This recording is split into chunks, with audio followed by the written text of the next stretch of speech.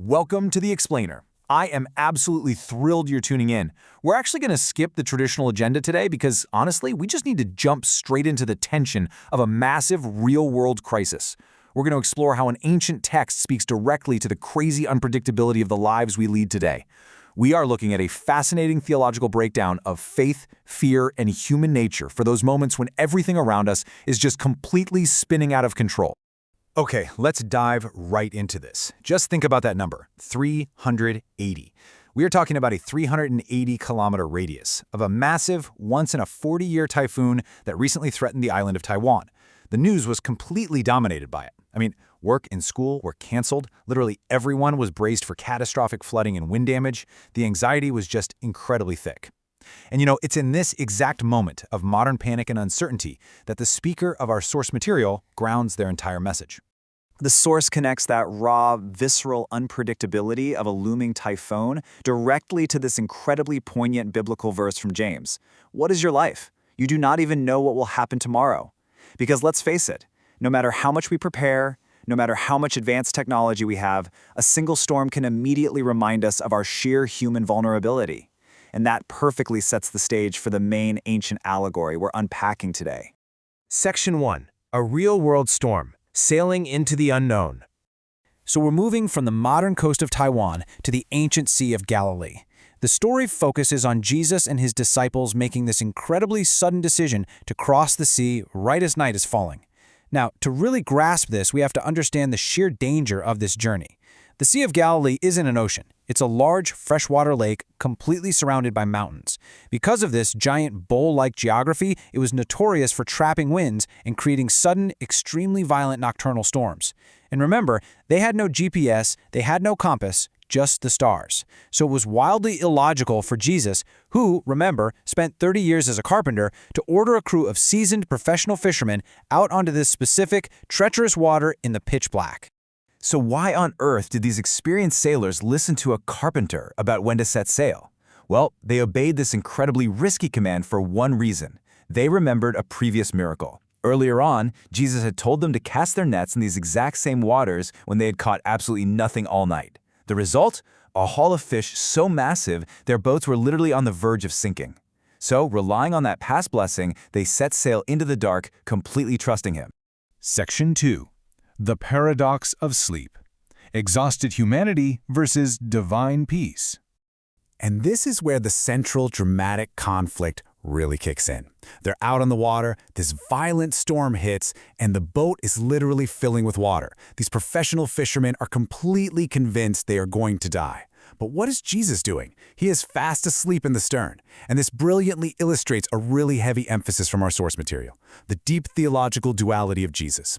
On one side, you've got Jesus the human. He is physically exhausted, genuinely drained from the crowds, sleeping on a cushion while the boat is sinking. But on the other side, you have Jesus the divine, the creator of the universe, entirely undisturbed by the chaos, possessing absolute authority over the storm. He's 100% human and 100% God, simultaneously. It's a lot to wrap your head around.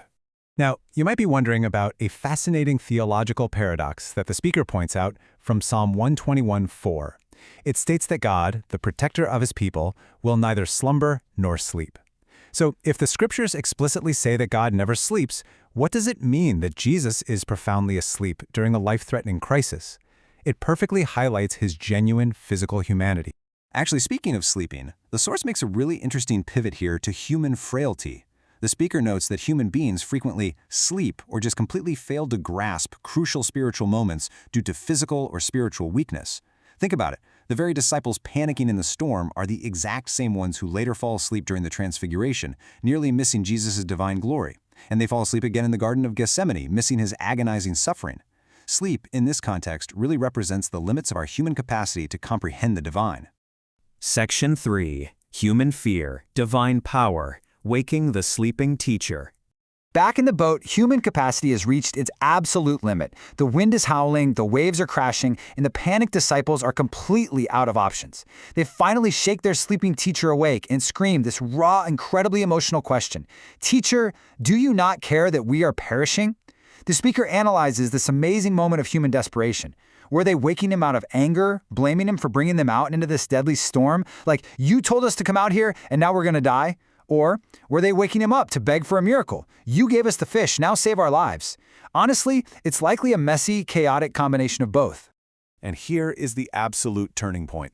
The exhausted human Jesus wakes up, he doesn't panic, he doesn't ask for an update on the situation, he simply looks out at the raging storm and exercises the divine authority of the Creator. Quiet, be still. And instantly, the forces of nature obey. The wind stops entirely and a great calm falls over the lake. Right here, the speaker issues a firm theological warning against an ancient idea called docetism, or the phantom theory. Basically, this was an early church error claiming that Jesus only appeared to be human, that he was just a spirit putting on a show, and didn't really feel pain, exhaustion, or hunger. While the speaker strictly refutes this, Jesus sleeping in that boat wasn't some act. His physical exhaustion, his humanity, and later his suffering on the cross were entirely 100% real. Section 4. The Evolution of Faith, from blessing-seeking to deep trust. So, what does this all mean for us?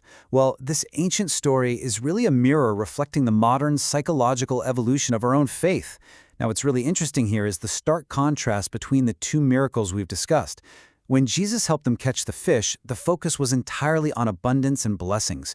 Their reaction was awe, joy, and recognizing their own unworthiness. It's a beautiful but early and fairly shallow level of faith. Now look at the second miracle. Calming the storm is entirely different. The focus is survival. The reaction isn't joy, it's absolute terror at the sheer power he wields. This represents a mature faith, a faith forged not in the easy times of getting what we want, but tested in a deadly crucible where we finally realize God's power is vastly beyond our control. Let's see how this builds into our everyday lives, because the speaker draws a brilliant modern parallel. Like those seasoned fishermen, our first instinct is to captain our own ships. We rely entirely on our own intellect, our own resumes, and our own experience. Step 2, we politely let Jesus sleep in the background of our lives. We don't want to bother him with our daily routines, secretly preferring to stay in control ourselves. It's only at step 3, when the scary medical diagnosis comes in, when the finances collapse, when we lose total control, that we finally panic and scream for him to wake up. After the storm is calmed, Jesus turns to his disciples and delivers this incredibly penetrating rebuke. Why are you afraid?